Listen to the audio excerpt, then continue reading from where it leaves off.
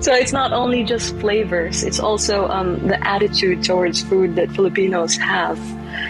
It's this grand belief that if people take your food home, that they love you, that you're family. This is the Deep in the Weeds podcast.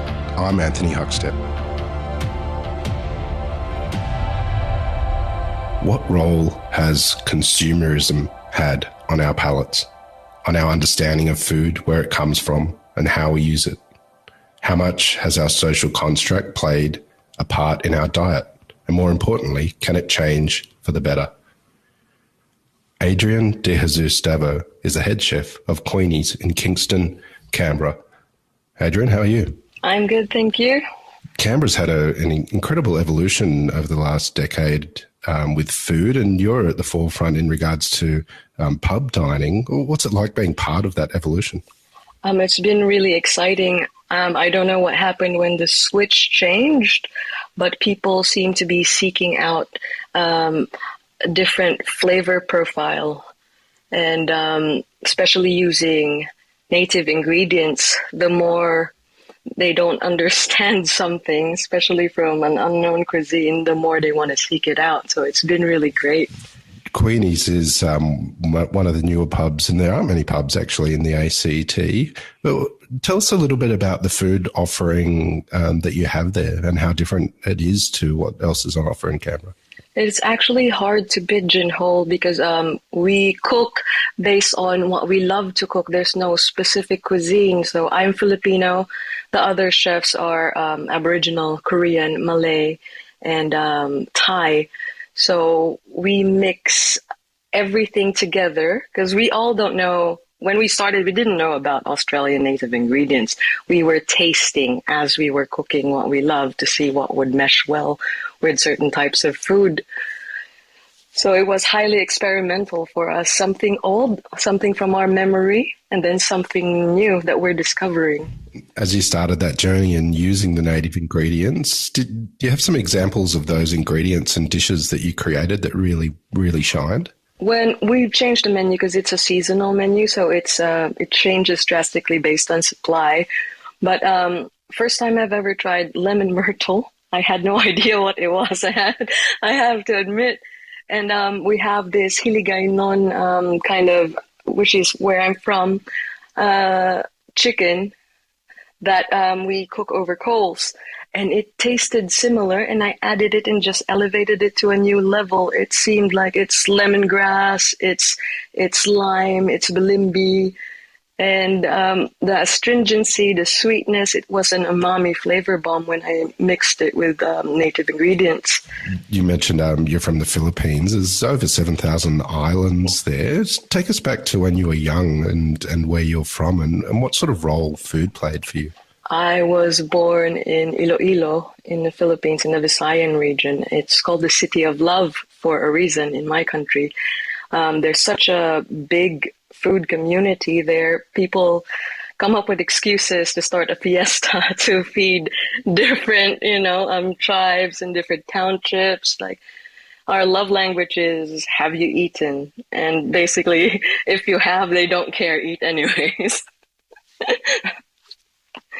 So food is integrated in my island, and we don't call anything local ingredient because the island basically provided for us. We were big in seafood, and whenever we had to take life for nourishment, we had to use everything. So when I was younger, I saw them butcher a goat very ethically. And we ate basically everything: eyes, intestines, thymus gland, or sweetbread, I think, as you call it here. And as a kid, it was eye-opening for me because it wasn't about the country being a third world country. It was about spirituality, where we would say it's a life, so you respect it, honor it by using everything.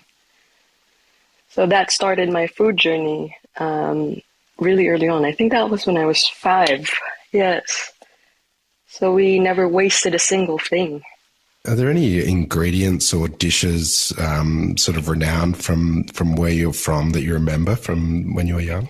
From when I was young, it's very Spanish influence. So we have, because we were colonized by the Spaniards for 400 years. So the things we call like relleno stuffed fish, crab relleno stuffed crab. My grandma made this amazing pochero. It's a goat or beef. It had plantains, and she would simmer it away for about half a day, and the smell would just, engulf the entire house. And she would feed 10, 12 people every time. Where did these people come from? Who are you? And it was just that kind of community, that we had in the Philippines, like feed people. That kind of made me want to do it as a profession when I moved to Australia. Because if you asked me 20 years ago what I'd be doing at 35, it wouldn't be this, being a chef. I thought I'd be an artist, to be honest. Tell us about that move to Australia. What triggered it, and what was it like moving to a new country? That was 2007. We moved because of something tragic happened, and it didn't feel safe to be in the Philippines. And it kind of hurt us because we do love our country. And then I moved to Australia. Every qualification I have, because I have a bachelor's degree in fine arts majoring in advertising, is null and void. So I had to juggle 3 jobs, right? It wasn't very glamorous. My path to being a chef isn't paved with like neon lights and gold, I had to work Big W, fruit shop, fruit picking, the random fruit picking, and parcel sorting at the post office. And I fit that in a week schedule. That's how I started. That was when I landed in Brisbane. And then I moved to Melbourne. And I had odd jobs there baking for Pie Face, Woolies, other odd jobs that I don't need to mention. And I moved to Canberra. I started working for the casino as a receptionist first, and then baked at Canberra Bakers, traded as Patisserie 6. And I got lucky enough. There was just one night, there was this clicking in my head. I couldn't stop, do something, look for something. And then I saw a job post from a guy named Michael Chatto. And I looked him up, and at that time, he was the prime chef of Canberra, so he was the best. And I found his LinkedIn. Luckily, he was not careful enough. He put his phone number there. And I basically harassed him. I called him 3 times, probably more. And then he finally picked up because of the audacity, I guess. And I said, hey, you're the best. Can you give me a job? And he said, no. I'm like, okay, just call again. Just call one more time. Let's see what happens. And he told me, why do you want a job? You don't even have an experience. When he saw my resume, he's like, well, how can I gain experience if nobody gives me experience? And he laughed.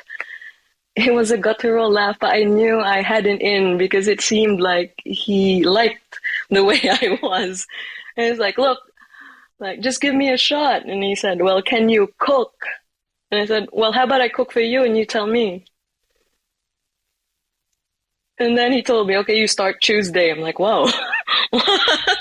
What did you cook for him that impressed him so much? It was honestly just a sweet and sour fish. I believe it was snapper. And it was my grandma's recipe. I cut it whole. I flayed it so it looked like it had a wing, Asian style. And then I put some coriander salad on top. Very oriental looking. And he's like, okay. And then I had an interview with his head chef. And then they made me chop things. So for months that's all I did. I just chopped things. And I didn't know what I was doing. I didn't know what paisan meant, mirepoix, sabayon, anglaise. It was all foreign to me. And then from then on, I just learned as much as I can from them. So Take us back into that kitchen after, that period of time where they just made you chop things. What did you take from that experience working in a commercial kitchen like that? well, that was a lot of shopping. This was like 20 kilos of onions, everything.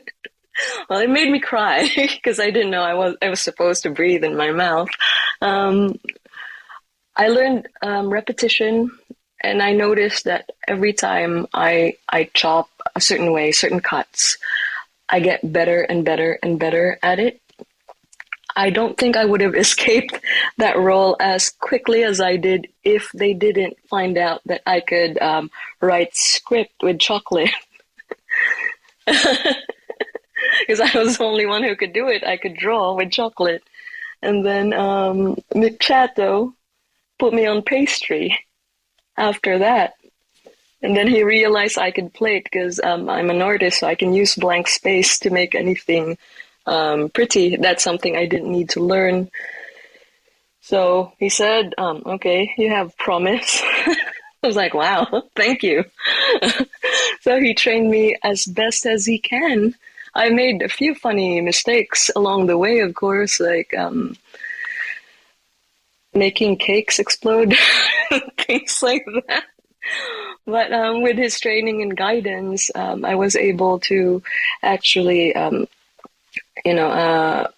put finesse in my work. It was just a repetitive thing, a constant thing, discipline, because I wasn't very disciplined in my 20s. I was always partying, so he would make sure that I would work, even if I was hungover, because I did that to myself. He had that sort of mindset, like chefs work hard, so you have to do it no matter what, unless you're dying. I'm like, wow, okay, Chef Mick. What was it about that sort of hospitality life and that sort of drive to cook food? What was that interest and that lure for you that made you so fascinated and want to go in that direction? I think when I moved to Australia, because a part of my identity has been snuffed from me because I had to assimilate and I couldn't be an artist. Of course, I fell into a sort of depression. And I found that this gave me structure. This industry gave me structure. I love the stress of it, the organized chaos, and the result. I didn't need to be complimented. Nobody had to tell me, oh, your food is great. All I needed to see was an empty plate, and that was enough validation for me. I never felt that at any other job I've had, even if I was working for an advertising firm in the Philippines, and I just knew that this was for me. Yeah, because my grandmother, she cooked for us, and it was always about feeding people. And I fed a lot of my friends, and my sister, whenever they go through a breakup or they're heartbroken or there's a problem in their family, somehow food temporarily fixed it, and it would make them happy for a brief moment. And that's what I love about it. You had that stepping stone into the industry with Michael Chatto. What's been some of the real sort of influences along the way that have led to the role you're in at the moment? It's not actually a good story. It was this industry, it really hasn't tackled its racism, its sexism, its homophobia, and all the bad isms. It was through that negativity that I used as a catalyst to succeed. Someone told me that I will never make it. In fact, told me, without naming names, that I would fail because I want to showcase Filipino food. I want to put Filipino food on the map. And they said it doesn't have finesse. And I often wondered about that word, finesse, what they mean by it, because that's like a skill, right? That's what it means, And I just kept my head up because I was an apprentice back then, and learned whatever I can about the finesse they were talking about. And I just realized that, they just have different terms for the way they cut things, immersion cooking, but it's still the same. So the finesse they're looking for is just not in my ethnicity, in my nationality, in my method of cooking. And that became very apparent. And it hurt for like a second. Then anger took over, then focus, and then drive. And that fueled my passion. I just haven't stopped since. Part of what you do and the message that you send through your food is decolonizing your palate. Can you take us through what you mean by that? Well, I'm from the Philippines, like I told you, and the colonial mentality there is still very strong till now, apart from the colorism, you know. And they don't appreciate the food as much. Someone would go to an Italian restaurant, a French restaurant to celebrate big events instead of going to a Filipino restaurant because there's such a premium for Western food, especially European food. It shows status. And I don't understand why we cannot appreciate the complexities of our own food. You know, even in our textbooks, when you talk about Filipino history, it starts at 1600s when the Spaniards colonized us. What happened to before?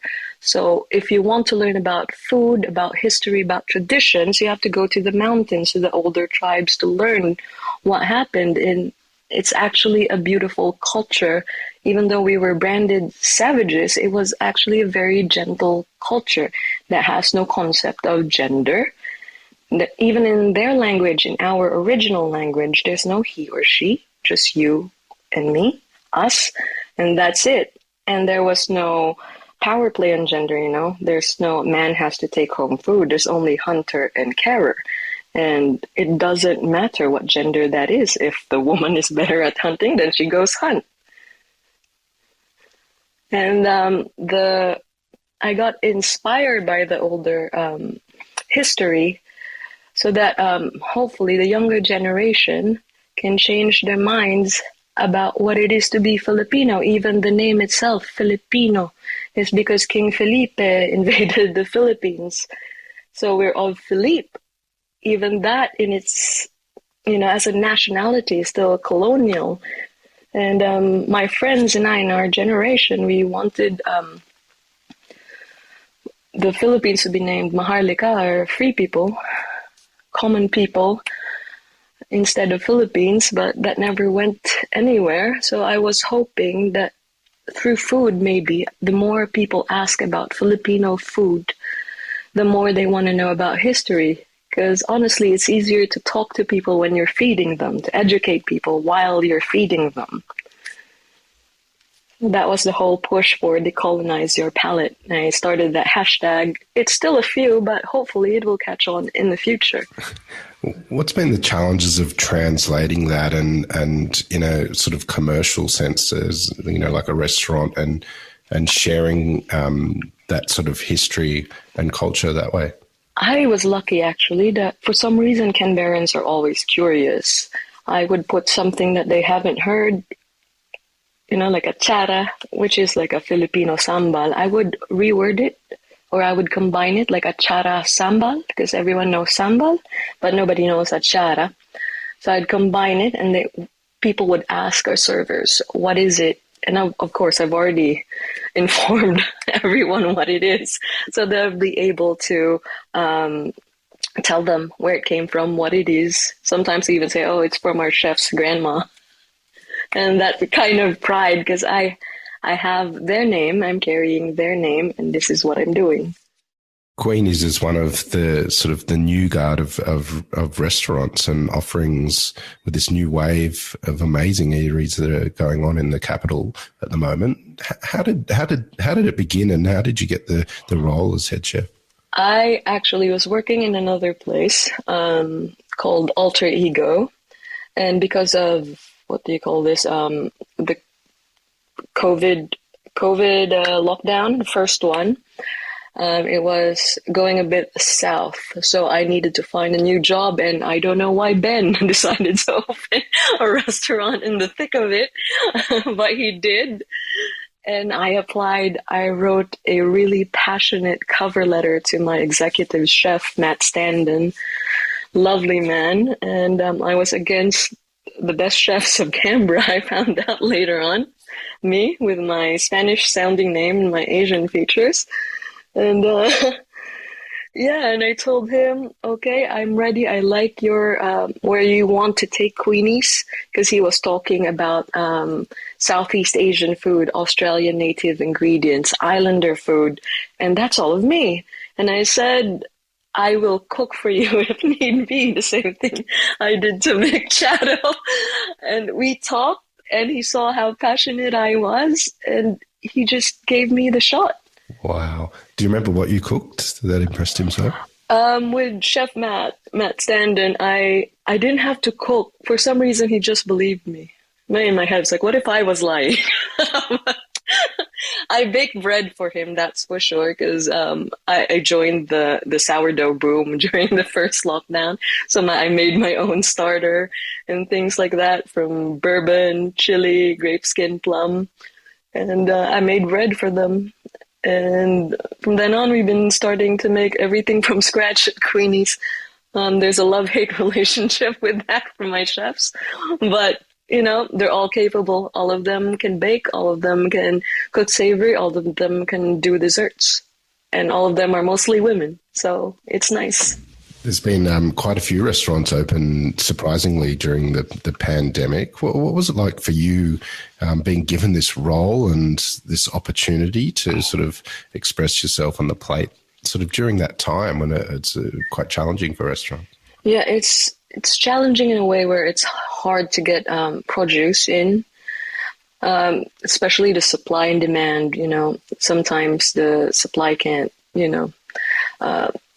compared to the demand of what they want. So it's always this. Luckily, I have ADHD. I'm really lucky, because if they're like, no, we can't give you Shuriken Wagyu this time, like, okay, what can I replace it with? Do you have Tajima? And they say, no, okay, I'll switch to short rib. What am I going to do with a short rib? And it's just these ideas. And me and my chefs, we're like, oh, what about this?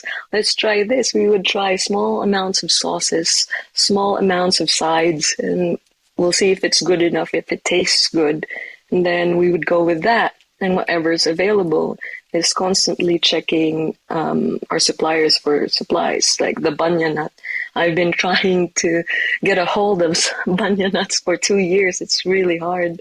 So I just changed it. Okay, wattle seed it is then. Okay, because I was wanting to make a banya nut tortilla with masa harina, but they don't have it. So I found wattle seed to have almost the same effect, almost the same flavor, but a bit more on the smoky kind of coffee-ish taste. And that became our tacos. Collaboration is at the heart of your kitchen and the way things are produced. Can you take us into the kitchen and tell us how that collaboration between all the chefs sort of epitomizes on transferred onto the plate as such? Do you have a dish or two that sort of talks of that? Well, I let my young chefs, because most of them have been in the industry for only a few years, and I let them, if they have a good idea that they want to run with, they're passionate about, I let them put it on a set menu.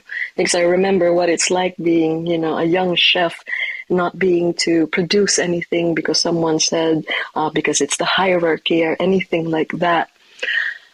And with them, it's a very young flavor, very young, new idea, no influence yet. I want to see where they would take something. For example, one of my young chefs, she's Korean, her name is Jamie. She created gnocchi because she said, I'm not well versed with gnocchi. I want to make gnocchi. And I asked, well, you can't just make gnocchi for the sake of doing it. What do you want to do with it? What flavors? What do you want to eat? And she said, tom yum. And I'm like, okay, let's make a tom yum gnocchi. You're Korean, but let's make tom yum gnocchi. And she's like, but I don't know what to add with it. And I said, hang on, let me check. Like seafood or beef? What protein? It's like seafood. And then we checked what's available. And I said, oh, scallops are really good right now. Let's go grab some scallops. And then I just helped her plate it, but all the flavors, the idea, the gnocchi is from her. And now it's doing well that people actually order it off the set menu just by itself, even though it's degustation portion, just to try it. and you would see just the amount of happiness and pride they have over, producing their own dish. And it's cute to see them take photos of it in a well-lit corner of the restaurant when there's nobody around to post it on Instagram. It's those small things. That's why it's collaborative, it's happy, it's supportive. That's what I want in my kitchen. One of the things you've become known for as well in Canberra is the tasting or set menu that you have, and not many pubs do that sort of thing. And tell us about the set menu and the experience that you're giving there. It started out of necessity because after the second lockdown, we can only have 25 people in-house for 2 hours. That's how it started, and I had a talk with the owners and the executive chef. I was like, hey, let's put a set menu so that it makes sense. Because what if people only ordered 3 tacos, let's say, and then they stay for 2 hours? We will be at a loss, especially because of the labor cost. And we started doing a well-priced, I think for me, set menu, because you get 5 courses for $75. And it's not something that's tokenistic as well. It's not, especially the vegetarian set, it's something that we really thought about. I would lose sleep over it. I'm so obsessed that I would just keep thinking. And sometimes I accidentally taste something that goes well together, like a Pringle chip, and it's honey Dijon. And then all of a sudden I thought, hang on, this will be a good pairing with a steak. So I started fermenting honey. And of course, we need to have a native ingredient because that's our whole theme. So I fermented honey in Kwandong for 21 days and then made Dijon ketchup and Shirakin Wagyu flank. And then it went well. So it's all happy accidents for me. I hope it keeps happening. You're very passionate about where you're from and the influence of the food from your culture as well. How does cooking make you feel? Feeding people, I just get such a kick out of it. My friends tell me every time they come over for dinner, why do you cook so much? I want you to take some home. So here I have a lot of takeaway containers so that you can experience it again tomorrow. It's just that kind of culture in the Filipino community, especially in the Philippines. And here it's a bit different. And I want to bring that over here. Even at Queenies, I allow them to put it in takeaway containers. It's not, I don't know if it's something that people who give out hats look at, but I don't really care. I want them to enjoy it at home and come back. It's like, hey, I ran out. Maybe I should get some more. Yes, you should. Order as much as you want. If you can't finish it, put it in a takeaway container. So it's not only just flavors, it's also the attitude towards food that Filipinos have. It's this grand belief that if people take your food home, that they love you, that you're family. You've created this amazing offering at Queenies. What do you love about what you do? At Queenies, there's so many. First of all, I love seeing my chefs improve. I have to mention their names because I'm proud of them and I hope they'll listen to it one day. So I have Chef Red, who's my mentor at sashimi. Traditionally, women are not supposed to do sashimi, but he taught me and he was really good at it and still very good at it. So he's in charge of the raw bar at Queenies. And whenever I don't know anything, even if I'm the head chef, it's like, hey, can you teach me how you did that cut? And he would. And then I have my pastry chef, Patricia, who just seems to love bread and pastry so much. Everything is perfect. She's a perfectionist. I have Rose Tolentino, Jamie Shin, and Mary Foster. And I've seen the way they improved for the past 2 years, and that's the most important thing for me. Because when they started, they couldn't even make baguettes, and now I can just leave them. Probably they'll be better than me soon. I'm like, I'm stuck with paperworks. But then, yeah, that's the sense of pride I get from it. And then with the front of house staff as well, it's more a team. It's very infectious when you act like a family, when you're there to support each other and to push Queenies into something more than just a pub feel where people get drunk and eat food, you know? I want them to come back because there's that sense of community. Like they feel safe. There's a lot of women, you know, there's a few men, but mostly female staffed venue and beautiful decor. And the music's loud enough and soft enough that people can enjoy the conversations and music is still a bop. You've made a real statement with what you've created there. Where do you see the future? Do you have plans over the next couple of years to take this to a different level or do something more? With Queenies, we actually plan to do more events. So it could be either when we can finally make our own cold cuts charcuterie if we have the time, because I've started learning how to dry age things. So maybe we can move on to making our own brezola and then having that but with Filipino or Asian flavors. And then starting to do that as a charcuterie and wine event, having our own barbecue nights, having our own, different kind of approach to food. Basically, eating without cutleries. We call it a boodle fight, where you eat on top of banana leaves and you just use your hands. But we're going to try and look that up because I'm not sure if it's OH&S, but we will see if we can. So slowly, it's been baby steps for us to introduce us, because apparently that corner in Kingston has been cursed, but so far it's been good for us. It's been good for us so far. Well, Adrianne, congratulations on what you've created and what you'll create from now on as well. It's an amazing addition to the capital. We've loved having you on Deep in the Weeds today to hear just a bit of your story. Please keep in touch and we'll catch up again soon. Yeah, thank you so much. This is the Deep in the Weeds podcast. I'm Anthony Huckstep. Stay tuned as we take a deep dive into the lives of the incredible people who ply their trade in the food and hospitality sector. Special thanks to executive producer Rob Locke for making this all happen. Follow us on Instagram at Deep in the Weeds Podcast or email us at podcast@deepintheweeds.com.au. Stay safe and be well.